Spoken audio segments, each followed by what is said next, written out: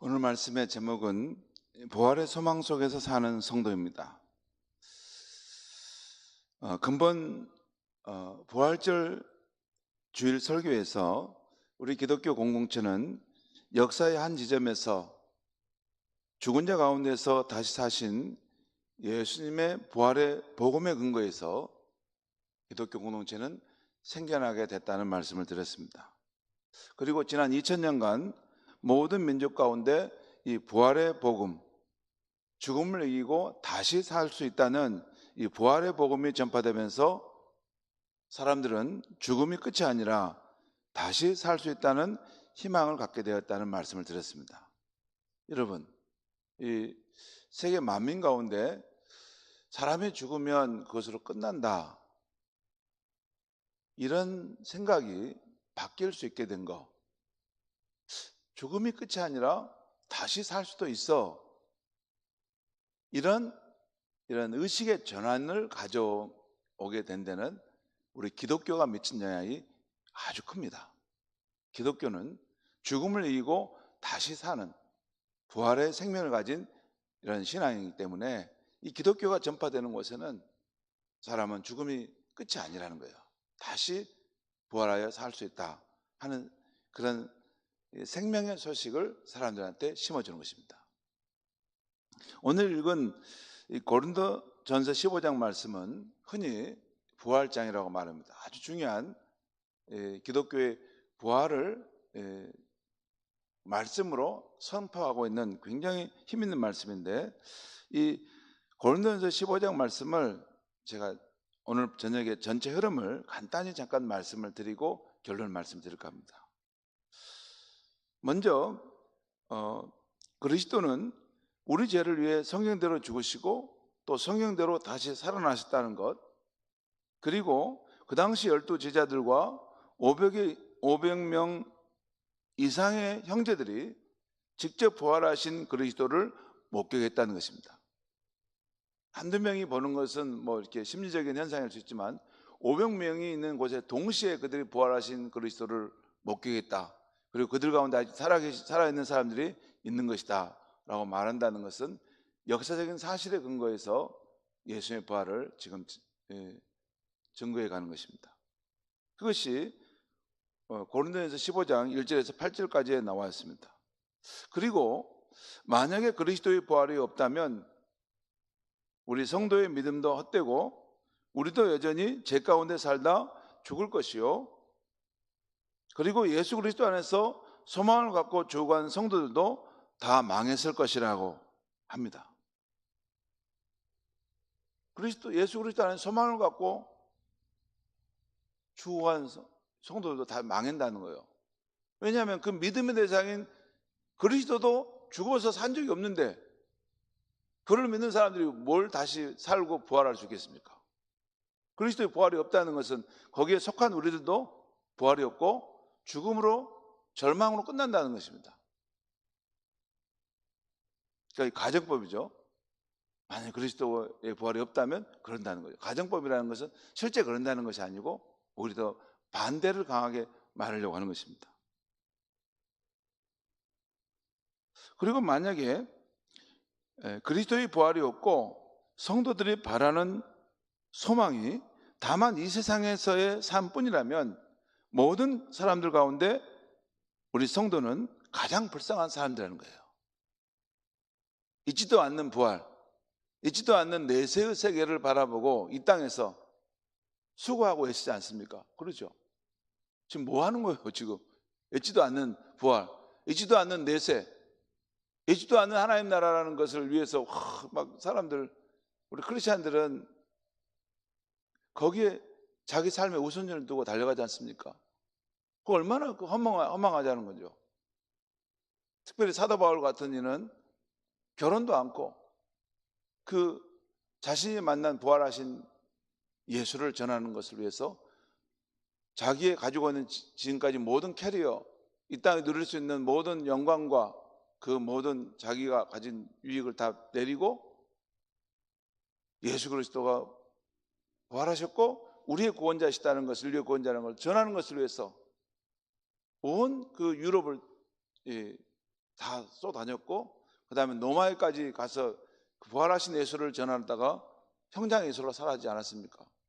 그럼 뭐예요, 그 사람? 만약에 부활이 없고 죽은 이후에 다시 사는 세계가 없다면 진짜로 이 사람 헛된 삶을 산 거 아닙니까?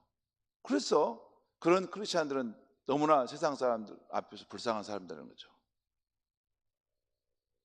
곧 그리스도의 부활이 없는 기독교라면 그의 믿음도, 그 선교도, 그 소망도 다 헛것이라는 것이기 때문에 부정의 부정을 통해 그리스도의 부활은 사실 중에 사실이라고 강력하게 주장하고 있는 것입니다. 그리스도의 부활이 없는 기독교라면 그리스도를 의지하는 그 믿음도, 그리스도를 전파하는 그 선교도, 그리스도를 의지하는 그 소망도 다 헛것이라는 거예요. 다시 말해서 사도 바울은 부정의 부정을 통해서 강력한 긍정을 지금 주장하고 있는 것입니다. 이 그리스도의 부활은 사실 중에 사실이고 기독교가 그것에 근거해 있는데 그 그리스도의 부활이 없다면 기독교란 존재할 수 없는 것이다. 가장 강력하게 증언하고 있는 것입니다. 이것이 고린도전서 15장 12절에서 19절까지 말씀입니다. 그리고 그 다음 20절에서 28절까지에서는 예수 그리스도의 부활로 인해서 이 세상에서부터 죽음을 이기는 생명의 통치가 시작됐다는 거예요. 아담 안에서 사람들이 다 범죄 아담 안에서 태어난 그 후손들이 결국에는 그 인간의 죄의 결과로 함께 다 죽음을 맞이할 수밖에 없지만 그리스도의 부활로 인해서 이제 그 죽음을 이기는 생명의 통치가 시작되었다는 것입니다. 20절 말씀을 제가 한번 읽겠습니다. 20절에 그러나 이제 그리스도께서 죽은 자 가운데서 다시 살아나사 잠자는 자들의 첫 열매가 되셨도다. 잠자는 자들은 죽은 자를 은유적으로 표현한 겁니다. 성경은. 그러니까 죽은 자들 가운데 그리스도께서 처음으로 부활의 생명으로 살아나셨고, 그래서 그를 믿는 자들의 부활의 첫 열매가 되어주셨다는 거예요. 그리고 35절부터 49절까지에서는 죽은 성도가 부활할 때 받은 부활체, 부활의 몸에 대해서 말씀하고 있는 거예요. 아마 이 고린도전서 15장 이 부활장에 대한 말씀을 쓸 때 고린도 교회 성도들 가운데 이 부활이 과연 진짜 있는 것이냐, 그리스도께서 다시 죽은 자가 살아났다는 말이 맞는 말인가? 그래서 바울이 그리스도께서 죽은 자 가운데서 살아났다고 전파되었거늘 어찌하여 너희 가운데 아직 그걸 믿지 못하는 자가 있느냐, 그런 말을 지금 앞에서 했지 않습니까? 자, 그런 질문 됐고 또 35절 말씀 한번 35절 보겠습니다. 35절에 보면 이런 표현이 있어요. 누가 묻기를, 고린도 교인들 가운데 누가 물었다는 겁니다. 바울에게 죽은 자들이 어떻게 다시 살아나며 어떠한 몸으로 오느냐 하리니. 여러분 그렇지 않습니까? 자, 기독교는 죽은 자가 다시 살아나는 부활이 있다는데, 그러면 그것이 맞다고 치면 그러면 죽은 자들이 어떤 몸을 입고 다시 살아난다는 말인가 이제 궁금하다는 거예요. 이게 우리도 그렇죠. 우리도 이제 예수를 구주로 믿는 성도가 이제 생을 마치면 그 육신이 땅에 이제 흙으로 가지 않습니까? 화장해서 죄를 뿌려요. 또는 매장을 해요.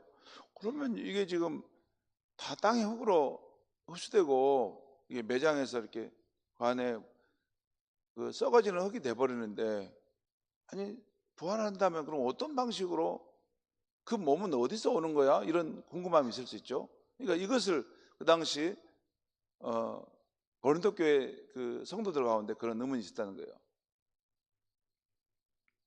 여기에 대해서 사도 바울이 이제 쭉 말씀하는 내용입니다. 한번 여러분들이 이해할 수도 있고 이해가 안 될 수 있는데, 그래도 오늘 한번 제가 쭉 설명하고 지나가면 어느 정도는 한번 이런 것이 부활의 어떤 실체이겠구나라는 생각을 한번 가질 수 있을 텐데 제가 설명하고 잠깐 넘어가겠습니다.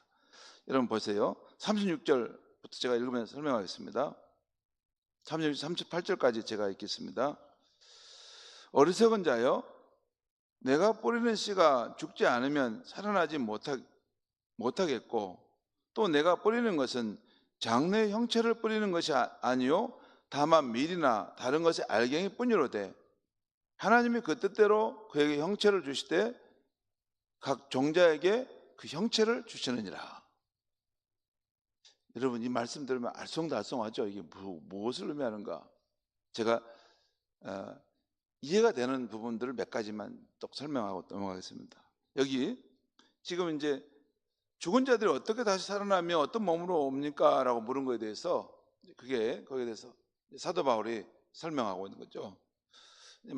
거기에 대해서 부정적인 관점으로 그런 질문을 이제 한 것이었기 때문에 바울이 아마 너가 그렇게 어리석은가라고 하면서 지금 이야기 시작하는데, 내가 뿌리는 씨가 죽지 않으면 살아나지 못하겠고, 여기서 내가 뿌리는 씨라는 말은 죽은 자가 다시 사는 것이기 때문에 사실 육적인 몸을 말합니다. 우리 육적인 몸이 죽지 않으면 살아나지 못하겠다는 거죠. 그렇죠? 맞죠? 이 육적인 몸이 죽어야지, 땅에 들어가 죽어야지 다시 새로운 몸으로 살아난다 그 말이에요.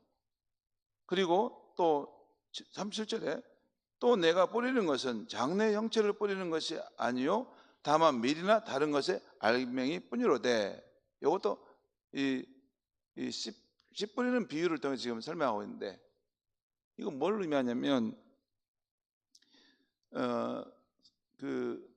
우리가 죽고 나서 부활한다고 할 때, 그러니까 너가 씨를 뿌린다는 말은 너의 육적인 몸이 땅에 이제 뿌려져서 죽음을 맞이한다는 그런 것인데, 근데 이때 너의 그것을 육적인 몸을 거기다가 심을 때 이게 이제 장래의 어떤 모습을 하는 게 아니고, 장래에 그냥 분명한 어떤 부활의 몸을 심는 게 아니고, 현재 너는 그냥 어떤 밀이나 어떤 알갱이를 땅에다 심는 것처럼 그냥 너의 육적인 몸을 심는다는 거예요. 근데 그것이 밀이나 알갱이가 땅에 심어지면 여러분 어떻게 됩니까?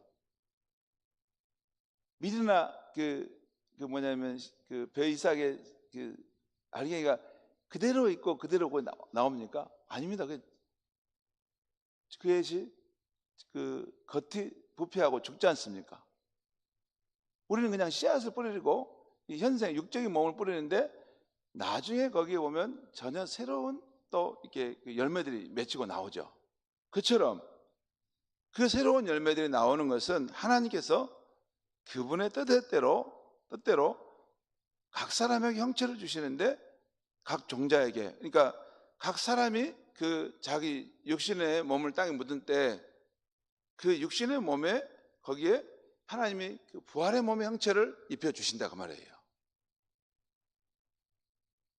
여러분 잠깐 보시죠. 우리가 여기 뭐냐면 육신의 몸이 죽어서 땅에 묻힐 때 거기까지는 부활의 몸하고는 관계없어요. 그러죠? 그냥 우리 몸이 완전히 쇠락하고 다 소진돼 가지고 이제 이 육체의 몸이 다 완전히 죽은 거잖아요. 여기까지는 그냥 육체의 몸이에요.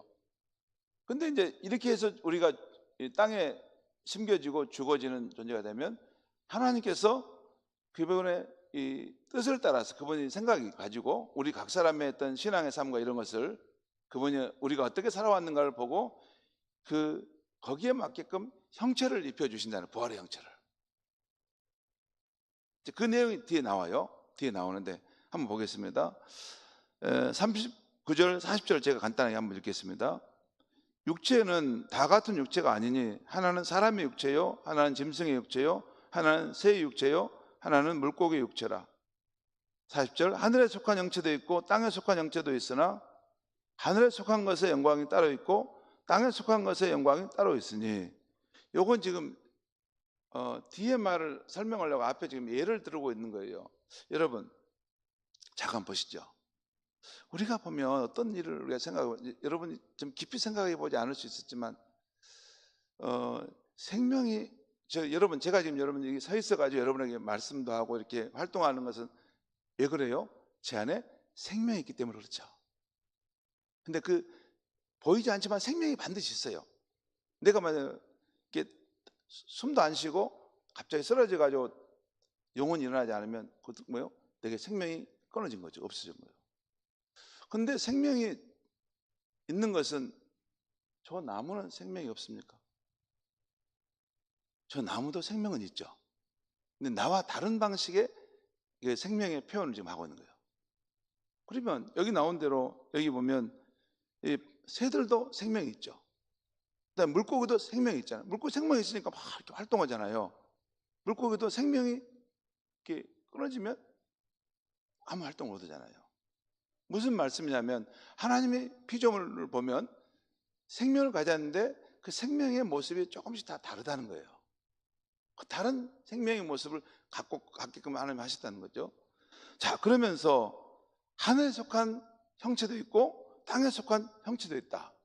그리고 하늘에 속한 것의 영광도 있고 땅에 속한 것도 영광도 있고, 현재까지 우리는 땅에 속한 것의 형체들을 우리가 많이 보고 있죠.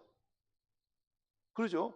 우리 식물이나 어떤 동물이나 이런 것들을 보면서 이 땅에 속한 것의 형체는 우리가 보고 있죠. 그리고 그 가운데 더 강하고 힘있고 영광이 되는 것 같은 그런 존재들이 있죠.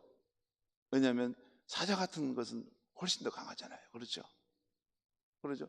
공작새 같은 건 굉장히 아름답고, 그렇죠? 그리고 치타는 굉장히 빠르고 각 분야의 영광된 모습을 가지고 있는 것이 하나님께서 이렇게 줬다는 거죠.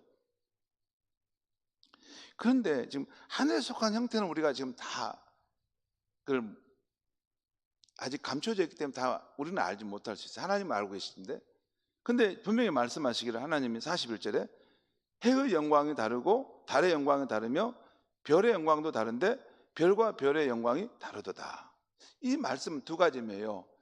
이것은 그냥 이렇게 해와 달과 별에 대한 것이 아니라 하늘에 속한 어떤 그런 영적인 몸이 있는데 해와 같은 영광의 몸이 있고 달과 같은 영광의 몸이 있고 별과 같은 영광의 몸이 있다는 거예요.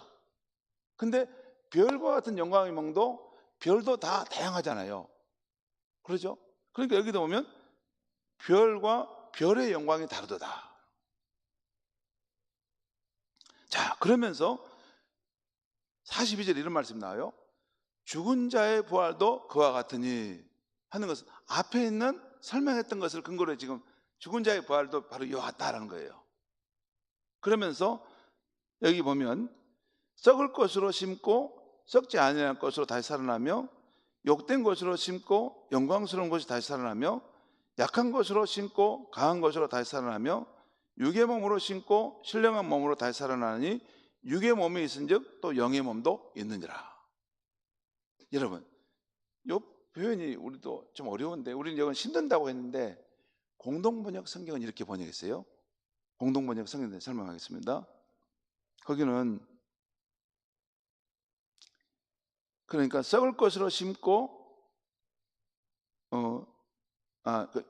거기 공동번 이렇게 했어요. 썩을 것으로 묻히지만 썩지 아니할 것으로 다시 살아나며 비천한 것으로 묻히지만 영광스러운 것으로 다시 살아나며 약한 것으로 묻히지만 강한 몸으로 다시 살아나며 육의 몸으로 묻히지만 신령한 몸으로 다시 살아나느니 육의 몸이 있은즉 또 영의 몸도 있느니라. 무슨 말? 이 말씀은 본뜻은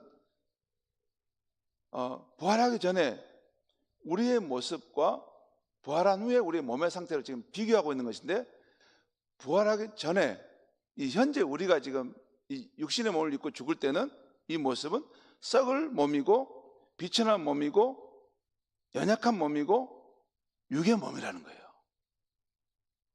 근데 우리가 부활의 몸을 입고 다시 일어날 때는 그때는 이 썩지 아니할 몸으로 또 영광스러운 몸으로 또 강한 몸으로 또 신령한 몸으로 우리가 다시 일어난다는 거예요. 여기 44절에 보면 육의 몸으로 심고 신령한 몸으로 다시 살아나니 육의 몸이 있으니 영의 몸도 있느니라 할 때 앞에 신령한 몸으로 살아난다는 것과 뒤에 영의 몸도 있느니라는 헬라어로 똑같은 말입니다.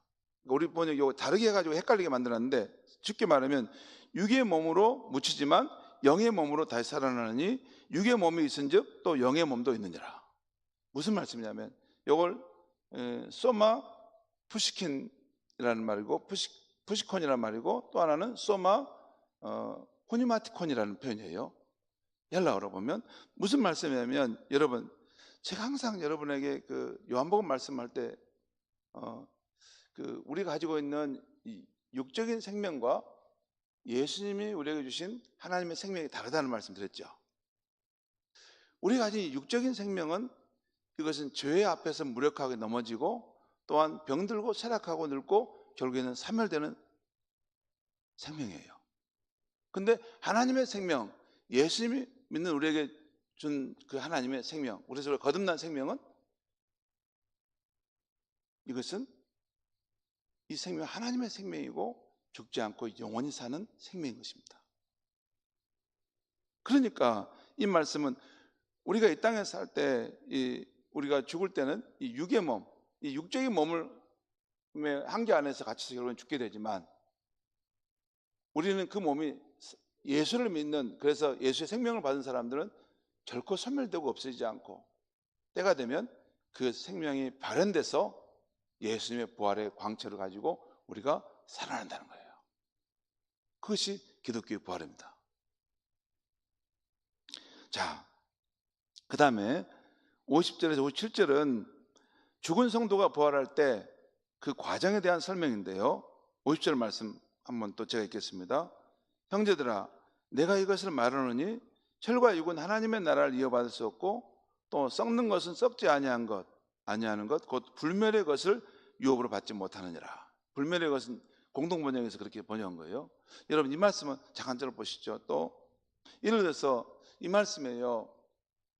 이 세상에 있는 이런 육적인 몸으로는 하나님의 나라에 들어갈 수도 없고 하나님의 나라의 그 삶을 받아들일 수도 없다는 거예요. 왜 그럴까요?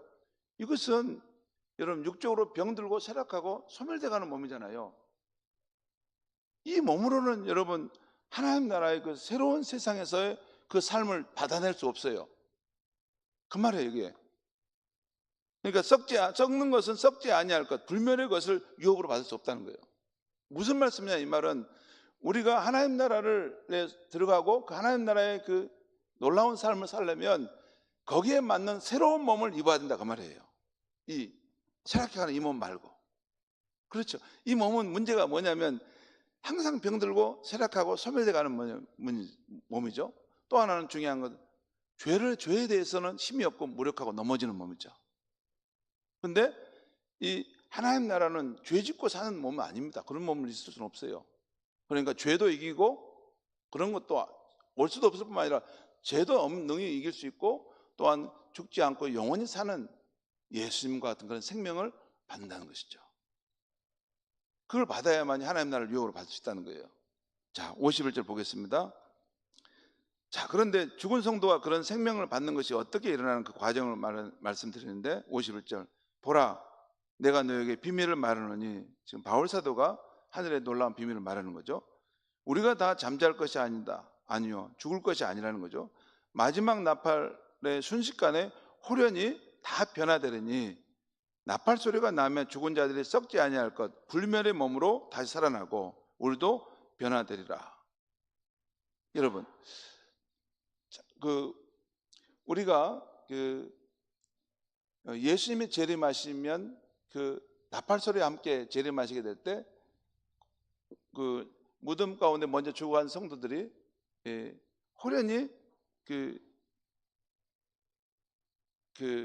나팔 소리를 들으면서 이렇게 변화된 모습으로 일어난다는 거예요. 그래서 죽은 자들이 썩지 않는 것, 그 불멸의 몸으로 다시 살아난다는 것입니다. 이게 하나의 편. 그러니까 주님이 재림하시는 부활의 때에 일어나는 현상은 두 가지예요. 하나는 변화가 우리 삶에 일어난다. 변화가 우리 몸에 일어난다는 거예요. 저는 거기까지는 잘 모르겠어요. 우리 크리스찬들이 죽으면 한 줌의 흙으로 돌아가잖아요.